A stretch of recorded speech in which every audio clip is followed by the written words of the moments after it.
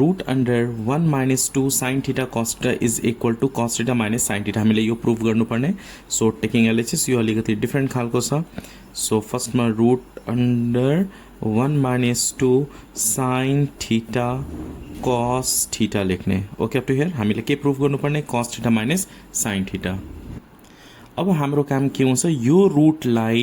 Remove गर्ने अब रुटलाई कसरी रिमुभ गर्नु आरएचएस मा त रुट छैन एलएचएस मा रुट छ यो रुटलाई चाहिँ कसरी रिमुभ गर्नुपर्ने हुन्छ हामीलाई होल स्क्वायर बनायो भने रुट के हुन्छ रिमुभ हुन्छ त्यही भएर 1 को प्लेसमा हामी के लेख्छौं sin square theta plus cos square theta so root under we can write here sin square theta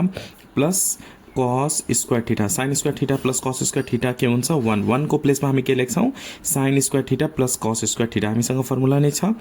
यहाँ माइनस को माइनस 2 sin थीटा cos थीटा अब यो हेर्नुस् त यसलाई हामी a minus b whole स्क्वायरमा convert गर्न सक्छौं a square minus 2ab plus b square तर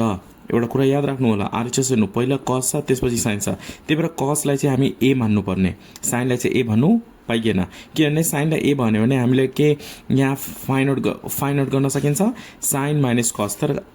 आरएचएस मा के छ यहाँ हामीले के फाइन्ड आउट गर्नुपर्ने cos minus sin त्यही भएर cos लाई a र sin लाई b आरएचएस पनि हेर्नु होला so we can write here cos square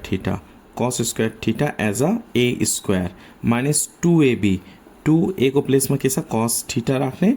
a को प्लेसमा cos थीटा र b को प्लेसमा sin theta into cos theta into sin theta एउटै कुरा हो जस्ता 4 into 5 and 5 into 4 एउटै कुरा हो है प्लस अब हामी sin लाई चाहिँ लास्टमा लेख्छौं अब हेर्नुस् त यो के को फर्ममा भयो a square minus 2ab plus b square यो के को फर्मुला हो a minus b whole square को फर्मुला हो त्यही भएर हामी यहाँ नेरी के लेख्छौं cos theta minus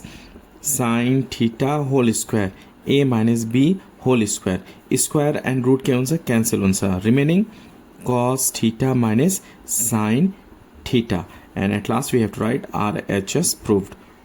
Hope you understand this question number 6E.